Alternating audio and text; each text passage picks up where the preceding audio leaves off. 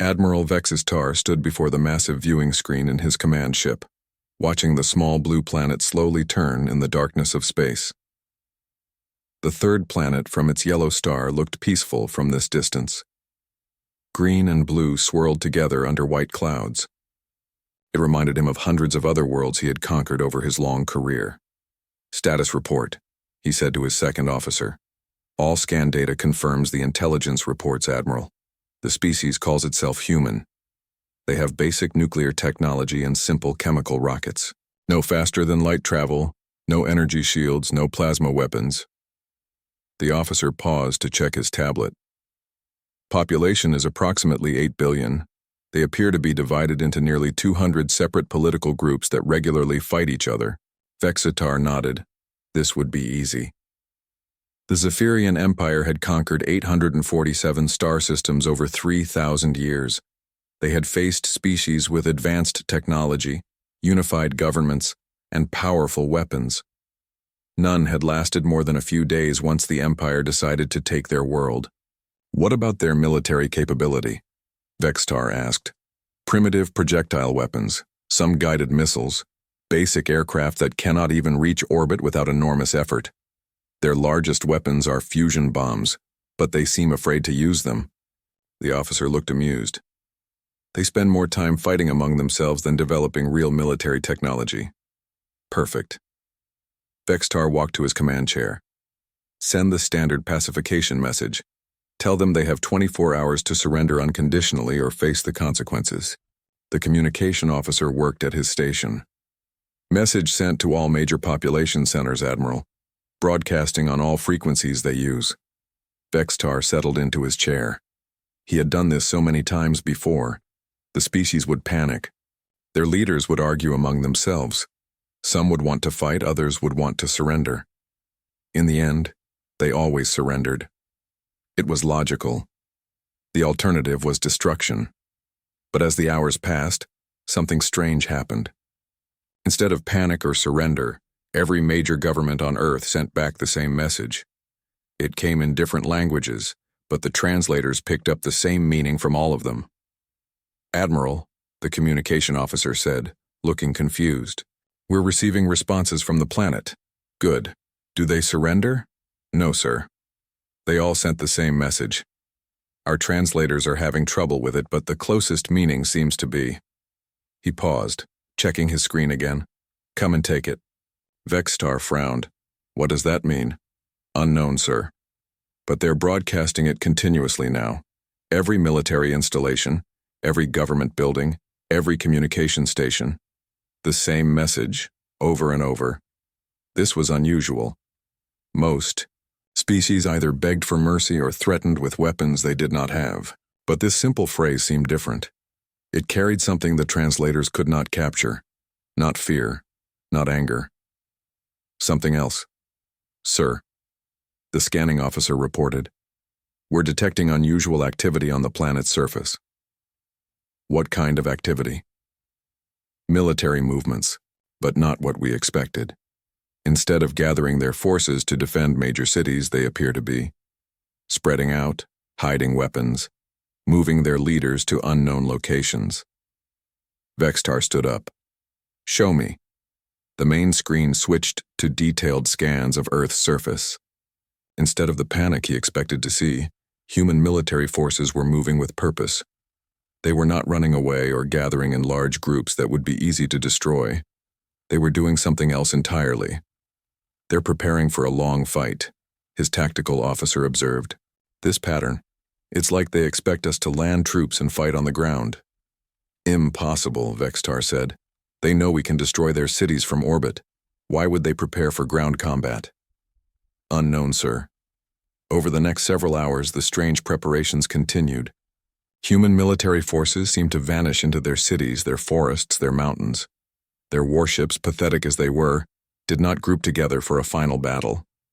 Instead, they scattered to different parts of their ocean. "They're acting like they've fought this kind of war before," the tactical officer said. "Against whom?" Vextar demanded. "They don't even have contact with other star systems." "Against each other, sir. Our intelligence shows they've been fighting wars for thousands of years. Small wars, large wars, wars with different types of weapons and tactics. They seem to have experience. Vextar did not like the sound of that. Most species the Empire conquered had been peaceful for centuries before first contact. They had forgotten how to fight real wars, but humans apparently had never stopped fighting. "Sir," the communication officer said, "we're receiving another message from the planet." "Another surrender offer?" "No, sir. It's different." The officer looked confused. "They're sending us technical specifications." "For what?" "Our own ships, sir. Somehow they've scanned our vessels and they're sending us detailed analysis of our weapon systems, our engines, our shields. The data is accurate." Vextar felt something cold in his stomach. "How is that possible? We're using stealth technology." "Unknown, sir, but there's more. They're not just sending us information about our ships, they're sending us information about ships from 7 other species in our fleet records. Species they should have no knowledge of." "What kind of information?" "Tactical weaknesses. Combat reports, battle strategies that worked against those species." The officer paused. "Sir, it's like they've been studying every war the Empire has ever fought." Vextar stared at the screen showing Earth. How could a primitive species that had never left its own star system know anything about the Empire's military history? How could they scan stealth ships? How could they prepare so quickly for a type of war they had never fought? "Admiral," the tactical officer said quietly, "I'm beginning to think our intelligence reports were wrong." "Wrong how?" "We assumed they were primitive because they fight each other and haven't developed faster than light travel. But what if? What if they fight each other because they're good at it? What if they haven't developed peaceful space travel because they've been too busy perfecting warfare?" Vextar looked at his officers. In 3,000 years, the Empire had never encountered a species that seemed excited about the prospect of war. Most begged for peace. These humans were sending back tactical analysis and broadcasting, "Come and take it," like they were looking forward to the fight. "Sir," the scanning officer reported, detecting massive energy signatures from the planet's surface. "Weapons charging?" "Unknown. The energy patterns don't match anything in our database. It's like they're building something." Vextar made his decision. "Prepare the pacification fleet. We land in force and end this quickly." But as he gave the order, he noticed something strange. For the first time in his long career, he was not certain of victory. The humans had not acted like any species he had ever encountered. They seemed to understand something about war that even the Empire had forgotten. Far below on Earth's surface, in bunkers and command centers around the world, human military leaders were having very different conversations. They had been preparing for this day since the first radio telescopes detected signs of intelligent life among the stars. They had studied every piece of evidence, developed new weapons, and planned for every possibility. They knew they could not match the aliens in technology. But they also knew something the aliens did not seem to understand. Humans had been fighting wars since before they discovered fire. They were very, very good at it. The first Zephyrian dropships broke through Earth's atmosphere exactly 72 hours after the invasion began. Admiral Vextar had chosen 12 major cities as landing sites. By his calculations, the humans would surrender within hours once they saw the Empire's superior technology in action. The dropships were beautiful machines. Each one was the size of a city block, armed with plasma cannons that could level buildings and protected by energy shields that could stop any primitive weapon. As they descended toward their targets, their sensors detected the pathetic resistance waiting below. New York City was the first target. The dropship settled into Central Park, crushing trees and creating a crater where it landed. The park emptied of civilians within minutes, just as expected. But instead of fleeing the city entirely, the humans seemed to be taking positions in the surrounding buildings. "Minimal resistance detected," the ship's captain reported to Admiral Vextar. "Some small arms fire, nothing that can penetrate our shields." "Excellent. Deploy ground forces and secure the area." The dropship's doors opened and 200 Zephyrian soldiers marched out. They were impressive warriors, each one 7 feet tall and equipped with personal energy shields and plasma rifles. They moved in perfect formation toward the edge of the park. That was when they learned their first lesson about humans. The attack came from every direction at once. Not from other soldiers, but from civilians. Humans hiding in buildings and sewers, behind cars, even in trees. They used primitive projectile weapons that should not have been able to harm Zephyrian soldiers. But somehow they were aiming for the tiny gaps in the energy shields. Somehow they knew exactly where to shoot. "Sir," the captain reported, sounding confused, "we're taking casualties." "Impossible. They have primitive weapons." "Yes, sir, but they're using them very effectively. They seem to know exactly where our shields are weakest." Admiral Vextar frowned. How could humans know about Zephyrian shield technology? They had never encountered it before. The answer came an hour later when a human sniper managed to disable one of the Zephyrian soldiers without killing him. Instead of finishing him off, other humans dragged the soldier into a building. Within 30 minutes, the human resistance fighters emerged carrying Zephyrian weapons. But they were not just carrying them. They were using them. "Admiral." The captain's voice was getting more concerned. "The humans have somehow learned to operate our weapons. They're using our own plasma rifles against us." "That's impossible. Those weapons are biometrically locked." "Yes, sir. But they've somehow bypassed the locks. Not only that, but they're modifying the weapons. They've attached their primitive targeting systems to our plasma rifles." Vextar stared at the tactical display.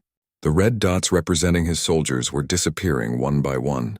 The blue dots representing human resistance were multiplying.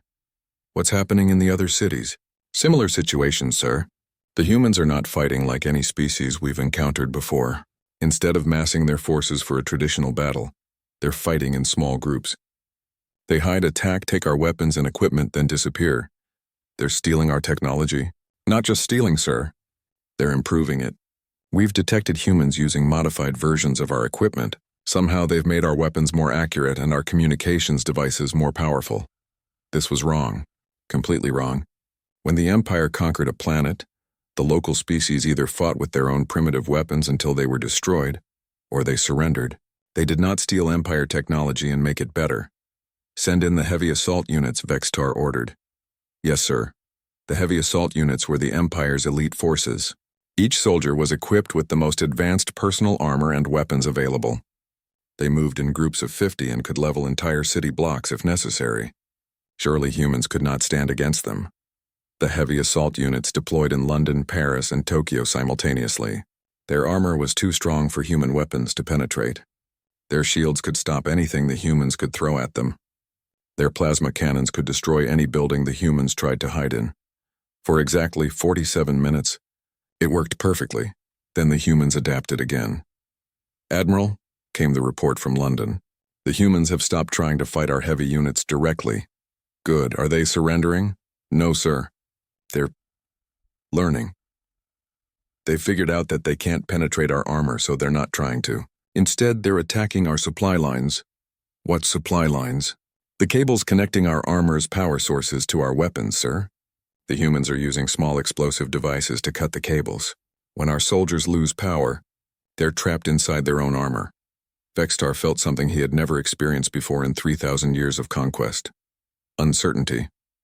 "What about Paris and Tokyo?" "Sir, the humans in Paris have discovered that our plasma weapons overheat after continuous firing. They're forcing our soldiers to fire repeatedly until the weapons shut down automatically. Then they attack with primitive melee weapons." "And Tokyo?" "The humans in Tokyo appear to have found a way to interfere with our communication systems. Our soldiers are losing contact with each other and with their ships." "How is that possible?" "Unknown, sir. But preliminary analysis suggests they're using our own communication frequencies against us. They've somehow learned to broadcast interference on the exact wavelengths we use." Admiral Vextar sat down heavily in his command chair. In 72 hours, humans had gone from knowing nothing about Zephyrian technology to using it better than the Zephyrians themselves. It was impossible, but it was happening. "Sir," his intelligence officer said quietly, "I've been analyzing the human communications we've intercepted." "What do they say?" "They're sharing information, sir. Every time one group of humans learns something about our technology, they immediately tell every other group. When the humans in New York discovered how to bypass our weapon locks, the humans in London knew about it within minutes." "How are they communicating so quickly?" "They have a global information network, sir, something they call the Internet. Every piece of knowledge gained by any human is immediately available to all humans. Vextar stared at the tactical display. The situation was getting worse by the hour. Human resistance was not decreasing as expected. It was increasing, and getting more sophisticated. Admiral, the communication officer, said, "We're receiving another message from the humans." "Another demand for surrender?" "No, sir, they're thanking us." "What?" "The message says, 'Thank you for the free weapons and technology.' We're learning a lot." Vextar looked around his command bridge. His officers were all staring at their displays with expressions he had never seen before. They looked worried. "Sir," the tactical officer said, "I recommend we withdraw our ground forces and proceed with orbital bombardment." "Why?" "Because, sir, at the rate the humans are learning, they'll be using our own technology better than we do by tomorrow." Far below on Earth's surface, in the tunnels beneath New York City, Dr. Sarah Chen was explaining Zephyrian energy shield technology to a group of engineers. They had been studying captured equipment for 3 days. Not only had they figured out how it worked, but they had already designed improvements. "The aliens' biggest mistake," she said, "was assuming we're primitive. They brought their best technology right to us and expected us to be too stupid to figure it out." One of the engineers held up a modified plasma rifle. "We've increased the power output by 30% and reduced the recharge time by half." "Excellent," Dr. Chen said. "Upload the specifications to the global network. Every resistance cell needs these improvements immediately." She smiled as she looked at the pile of captured alien equipment. "These aliens may have conquered 847 worlds, but they've never fought humans before. They have no idea what they're dealing with." Admiral Vextar stood in the communication chamber of his flagship, speaking directly with Emperor Zephyron himself. The holographic image of the Emperor filled the room, his golden scales reflecting the harsh light of the Empire's capital world. "Explain to me," the Emperor said, his voice cold with displeasure, "how a single primitive planet has held off the pacification fleet for 3 weeks." Vextar felt sweat forming under his armor. "Your Majesty, the humans are not behaving like any species we have encountered before. They learn our technology faster than our scientists thought possible. They adapt to our tactics within hours, and they refuse to surrender even when faced with overwhelming force. They are primitives with chemical rockets and projectile weapons." "Not anymore, Your Majesty. They have reverse-engineered our plasma technology, our shield generators, and our faster-than-light communication systems. Yesterday, they launched spacecraft using hybrid human Zephyrian technology." The Emperor's eyes narrowed. "Spacecraft?" "Yes, Your Majesty. Crude vessels, but functional. They attacked 3 of our orbital stations simultaneously. We destroyed all the human ships, but—" Vextar paused. "But what?" "They were not trying to win those battles, Your Majesty.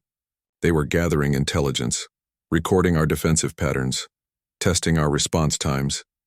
Every ship they lost taught them something new about our capabilities." Emperor Zephyron was silent for a long moment. "How many ships do they have?"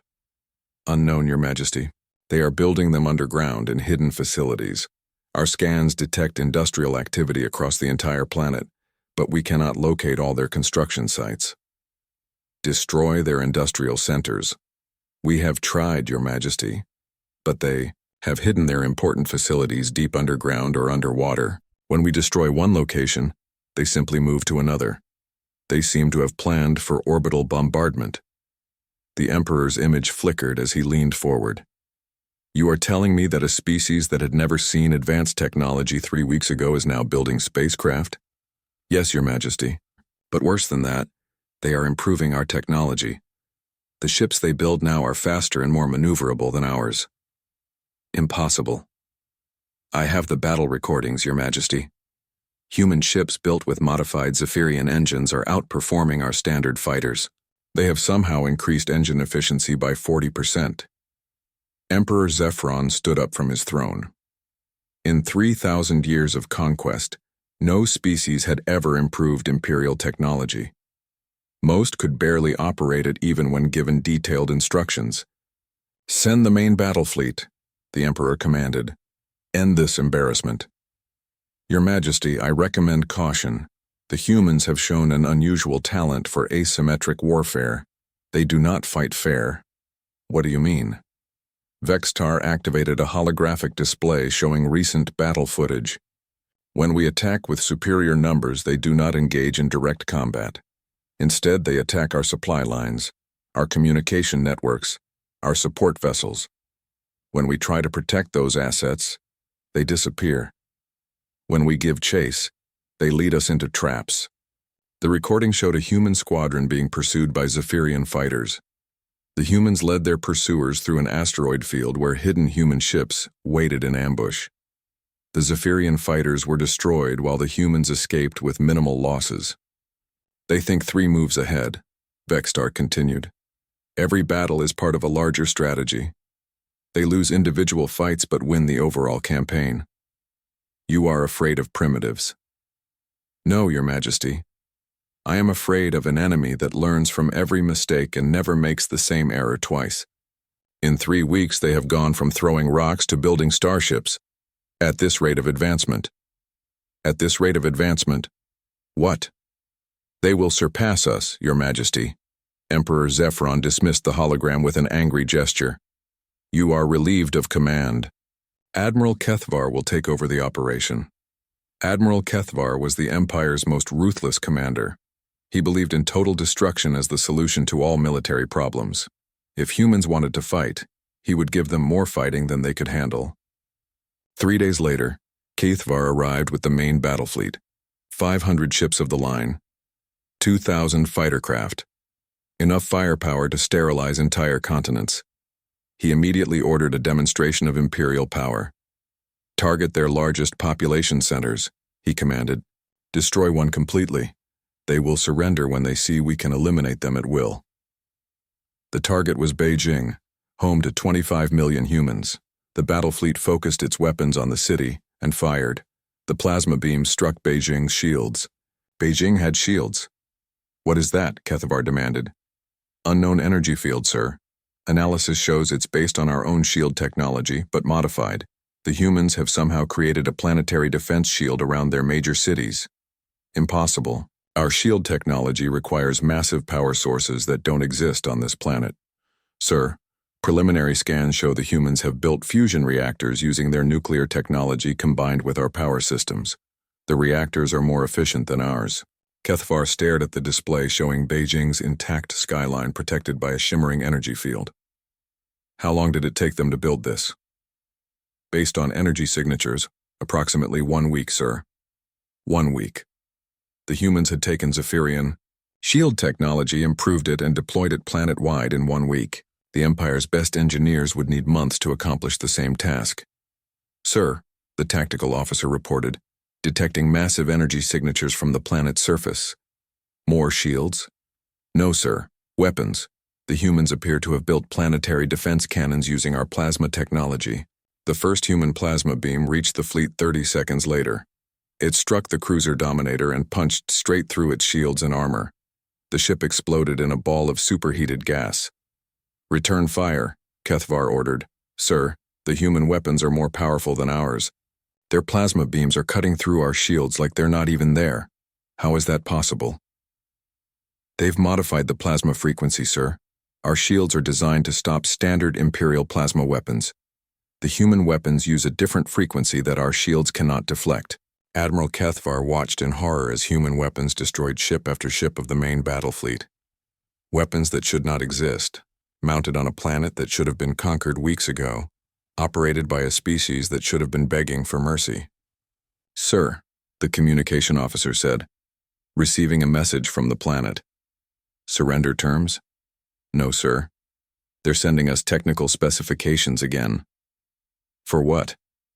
Our own weapons, sir. They're explaining how we could improve our plasma cannons to match their efficiency. They're trying to help us build better weapons. Kethvar felt something break inside his mind. They're giving us advice on how to fight them better? Yes, sir. The message says, your weapons are inefficient. Here are the improvements we made. Feel free to use them. It will make this more interesting. For the first time in Imperial history, Admiral Kethvar gave the order to retreat. As the surviving ships of the main battle fleet fled toward the edge of the solar system, they detected new contacts approaching from deep space. Long-range scans revealed the impossible truth: human ships, dozens of them, built with advanced technology that exceeded Imperial standards. They were not content to defend their planet. They were coming after the fleet. Far below on Earth, in the command center beneath the Rocky Mountains, General Patricia Martinez was coordinating humanity's first interstellar military campaign. All ships report ready, General. Excellent. Remember, our goal is not just to drive them away. We need to capture more of their technology. Every ship we board, every weapon we analyze, makes us stronger. She looked at the display showing Zephyrian forces fleeing the solar system. These aliens have been conquering other species for 3,000 years. It's time someone showed them what real warfare looks like. The age of human expansion had begun. Emperor Zephyron stood before the Grand Council of the Zephyrian Empire, his golden scales dulled with stress and exhaustion. Around him sat the representatives of 847 conquered worlds, species that had submitted to imperial rule over 3 millennia. None of them had ever seen their emperor look uncertain before. The situation on Earth has escalated beyond our worst projections, the emperor announced. 6 months ago, we classified humans as a Class C primitive species. Today, they have driven our main battle fleet from their star system and are actively hunting our forces throughout local space. Councillor Drexa of the Altarian delegation raised a tentacle. Your Majesty, surely a single planet cannot threaten the entire empire. Show them, the Emperor commanded. The chamber's holographic display activated, showing a 3-dimensional map of local space. Red markers indicated Zephyrian military installations. Over the past month, more than half of those markers had turned gray.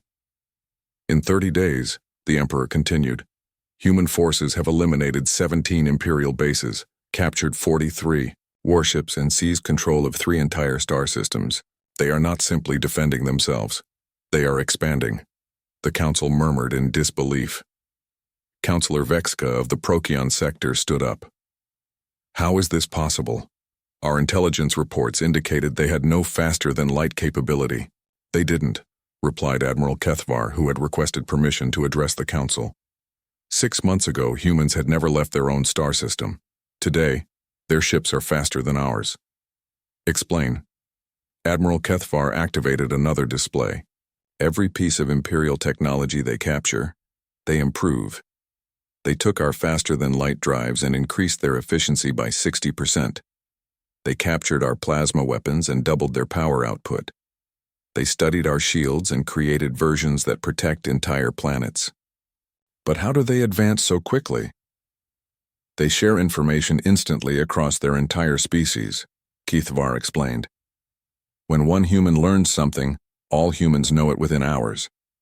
They have created a collective intelligence network that surpasses anything we have ever encountered. Councillor Thetma from the Vega colonies spoke up. Surely we can simply overwhelm them with numbers. The Empire has millions of ships. Emperor Zephyron's expression grew darker. That was my thinking when I dispatched the Imperial Grand Fleet. The Grand Fleet?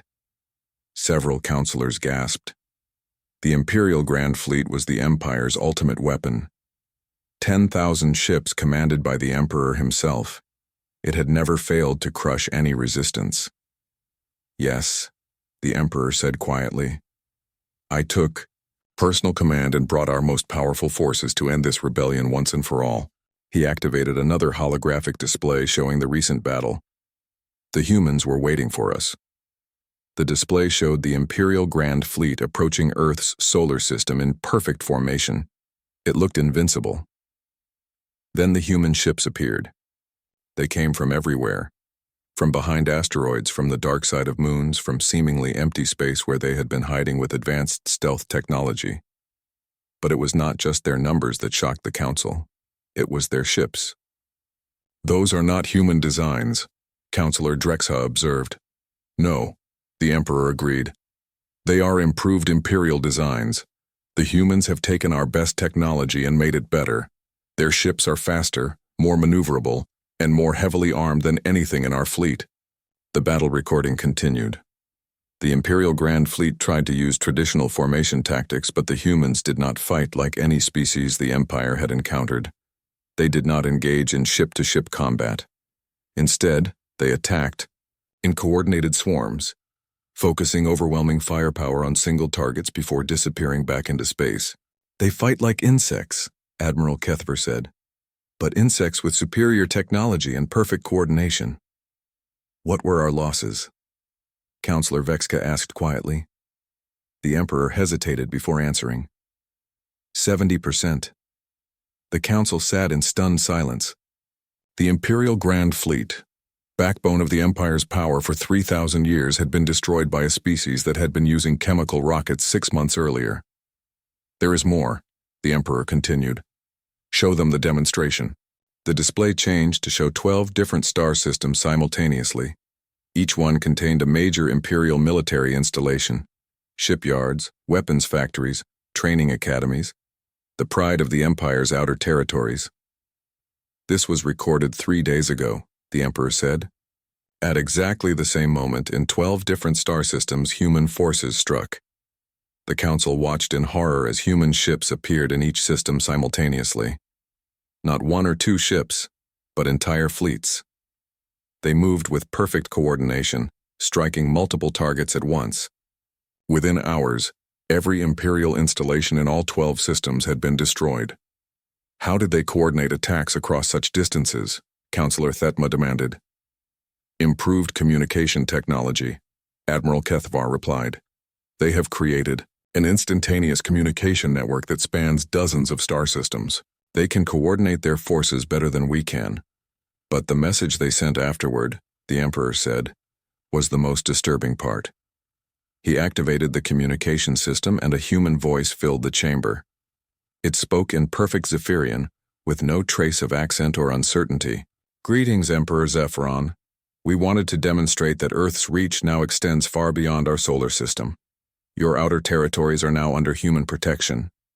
Any attempt to harm the species under our care will result in further military action. We suggest you consider peace negotiations. The message ended. The Council sat in shocked silence. They destroyed 12 star systems to send a message, Counselor Drexha whispered. Not destroyed, the Emperor corrected. Liberated. The humans freed every slave species on those worlds. They captured every piece of technology and every ship. Then they invited those species to join what they call the Human Alliance. How many species have joined them? 47 so far, and more are requesting membership every day. Counselor Vexka stood up slowly. Your Majesty, are you saying the Empire is losing a war to a species we discovered 6 months ago? Emperor Zephyron looked around at the representatives of 847 conquered worlds. For 3,000 years, these species had feared Imperial power. Now, for the first time, he saw something different in their eyes. Hope. The humans have sent terms for negotiation, he said finally. What terms? Complete withdrawal from the outer territories, recognition of all liberated worlds as independent, preparations for damage done during the conquest period, and... The Emperor paused. Formal recognition of Earth as a sovereign power with territorial claims extending 50 light-years from their home system. The Council erupted in angry voices. Impossible. We do not negotiate with primitives. The Empire does not surrender. Emperor Zephyron raised his hand for silence. The alternative is total war with an enemy that grows stronger every day. An enemy that has turned our own technology against us. An enemy that learns from every battle and never makes the same mistake twice. He looked around the chamber at species that had once trembled before Imperial might. An enemy that has convinced half our outer territories to rebel against us. What do you recommend, Your Majesty? Counselor Drexa asked quietly. I recommend we learn what species across the galaxy are beginning to understand, the Emperor replied. Humans do not start fights, but once you give them a reason to fight, they will not stop until they win. Far away in the command center on Earth, Admiral Sarah Chen was reviewing reports from human fleets across local space. The liberation of the Zephyrian outer territories was proceeding ahead of schedule. Former Imperial slave species were not just joining the Human Alliance. They were enthusiastically contributing their own knowledge and resources to the war effort. "Admiral," her communications officer reported, "we're receiving a message from Emperor Zephyron himself. Let me guess. He wants to negotiate." "Yes, ma'am. He's requesting a formal peace conference." Admiral Chen smiled. "Good. Tell him we accept. But the negotiations will be held on Earth under human terms." She looked at the tactical display showing human fleets patrolling former Imperial space. "It's time the galaxy learned what happens when you pick a fight with humanity." The peace negotiations took place in Geneva, Switzerland, in the same building where humans had once tried to solve their own conflicts. Emperor Zephyron sat across from Admiral Sarah Chen, the human leader who had become known throughout the galaxy as the Admiral who never retreats. The Emperor looked older than his 3,000 years. His golden scales had lost their shine, and his eyes held a weariness that came from watching an empire crumble. Across from him, Admiral Chen looked calm and confident, as if she were discussing trade agreements rather than the surrender of the most powerful empire in galactic history. "Let us be clear about the terms," Admiral Chen said, reviewing the documents before her. "Complete withdrawal of all Imperial forces from the outer territories. Immediate independence for all previously conquered species. Reparations paid over the next 50 years for damages caused during Imperial conquest." Emperor Zephyron nodded slowly. "And the territorial boundaries? Earth claims sovereignty over all star systems within 50 light-years of our home world. Any species in that region who wish to join the human alliance will be protected. Any Imperial ships that enter that space without permission will be considered hostile. 50 light-years encompasses 17 star systems." 18, Admiral Chen corrected. "We've established a new colony in the Proxima Centauri system, while these negotiations have been taking place." The Emperor closed his eyes briefly. In the 3 weeks since negotiations began, humans had established 3 new colonies and liberated 6 more Imperial worlds. They had not stopped expanding just because they were talking about peace. "There is one more condition," Admiral Chen continued. "The Empire will provide complete technical specifications for all advanced technologies. Energy production, faster than light travel, terraforming, medical systems, everything. That is our entire technological advantage." "You don't have a technological advantage anymore," Admiral Chen pointed out. "Our ships are faster than yours. Our weapons are more powerful. Our communications are more efficient. We're asking for your old technology so we can improve it and share it with our allies." Emperor Zephyron looked around the room at the other delegates. Representatives from 47 species that had already joined the human alliance sat alongside human officials. Species that had been slaves 6 months ago were now equal partners in discussions about the future of the galaxy. "If we agree to these terms," the Emperor said, "what guarantee do we have that humans will not continue their expansion into Imperial core territory?" Admiral Chen leaned back in her chair. "You have our word that we will not attack Imperial territory unless you attack us or our allies first." "Your word?"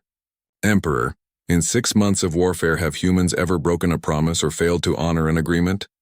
The Emperor had to admit they had not. Every threat humans had made, they had carried out. Every offer of protection they had given to liberated species they had honored.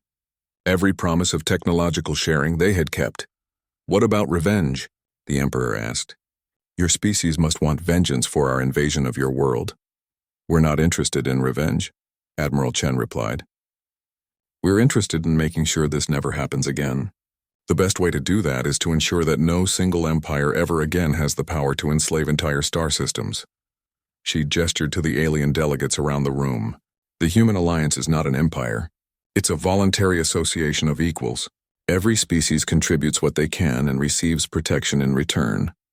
No one is forced to join and anyone can leave if they choose. But humans lead this alliance. For now, because we have the strongest military and the most advanced technology, but leadership can change as other species develop their capabilities." Emperor Zephyron stared at Admiral Chen. In 3,000 years of conquest, he had met many species. Some had begged for mercy. Others had threatened revenge. None had ever offered partnership after defeating him in battle. "Why?" he asked. "Why offer cooperation instead of demanding submission?" Admiral Chen was quiet for a moment. "Because we've learned something from fighting each other for thousands of years. War is easy. Peace is hard. But peace is more profitable in the long run. She activated a holographic display showing galactic trade routes. Before your invasion, Earth was isolated. We had no idea there were other intelligent species in the galaxy. Now we're part of a growing alliance that shares technology, resources, and knowledge. We've learned more in 6 months than we might have discovered in centuries of isolation. You invaded us to conquer us, she continued. We fought back to survive. But now that we've won, we don't want to make the same mistakes you made. Empires built on conquest always fall eventually. Alliances built on mutual benefit can last forever. The Emperor looked at his advisors. Admiral Kethvar, who had led the failed invasion, nodded slowly. Your Majesty, our remaining forces are no match for the human alliance. If we refuse these terms, they will simply take what they want by force. And if we accept, then perhaps we can learn from them, Admiral Kethvar said quietly. They have accomplished in 6 months what we spent 3,000 years building. Perhaps their way is better than ours. Emperor Zephyron signed the peace treaty with a heavy heart. As he did, he noticed something strange. The human delegates were not celebrating their victory. Instead, they immediately began discussing reconstruction plans for damaged imperial worlds and technological sharing agreements that would benefit both sides. Admiral Chen, the Emperor said as the formal ceremonies concluded. May I ask you a personal question? Of course. Do you believe this peace will last? Admiral Chen smiled. Emperor, humans have been fighting each other for thousands of years. We know every trick of warfare, every strategy of conquest, every way that peace agreements can fail. But we also know the one secret that makes peace permanent, which is, make sure everyone benefits more from cooperation than they would from conflict. 1 year later, Emperor Zephyron stood on the observation deck of a human starship, watching the construction of a massive space station at the edge of former Imperial territory. The station was being built jointly by humans, former Imperial species, and newly liberated worlds. It would serve as a trading hub and research center for the entire region. The design is remarkable, he said to Admiral Chen, who had come to inspect the construction progress. It should be, she replied. It incorporates the best engineering knowledge from 17 different species. Our architects, your structural designers, Altarian gravity manipulation, Procyon energy systems. I never thought such cooperation was possible. It wasn't under the Imperial system. But when everyone has an equal voice and an equal share of the benefits, amazing things happen. The Emperor watched human and alien workers cooperating on the construction project. Species that had been enemies months before were now working side by side, sharing knowledge and resources. Admiral, he said, I have a confession to make. Yes? When we first invaded Earth, we thought humans were primitive because you fought among yourselves instead of uniting under a single government. We did fight a lot, Admiral Chen agreed. But now I understand. You were not primitive. You were practicing, Admiral Chen laughed. In a way, yes. Every war taught us something new about strategy, tactics, technology, and leadership. When you invaded, we were ready because we had thousands of years of experience in warfare, and now you use that experience to build peace instead of waging war. The best way to prevent war is to be so good at it that no one wants to fight you, Admiral Chen said. But the smart way to use that advantage is to make everyone your ally instead of your enemy. Emperor Zephyron nodded slowly.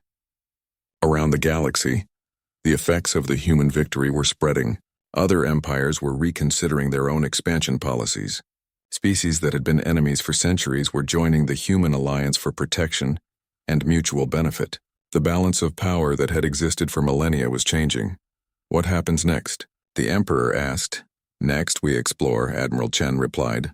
Our telescopes have detected signs of intelligent life in other galaxies. If there are species out there who think they can conquer us like you tried to do, they're going to learn the same lesson you did. Which is, Admiral Chen smiled as she looked out at the construction project where dozens of species work together in harmony. Humans don't start fights, but we sure as hell finish them. Far away in the depths of space between galaxies, automated probes from the human alliance were already beginning their journey toward distant stars. They carried a simple message in thousands of languages. Greetings from the human alliance. We come in peace and seek friendship with all intelligent life. Join us in building a better galaxy. But hidden in the probe's memory banks was another message. one that would only be transmitted if the peaceful overture was met with hostility. You have been warned. We suggest you choose wisely. The age of human expansion continued, but now it was an expansion of cooperation rather than conquest. And throughout the galaxy, intelligent species were learning that sometimes the most dangerous predator was the one that preferred to be your friend.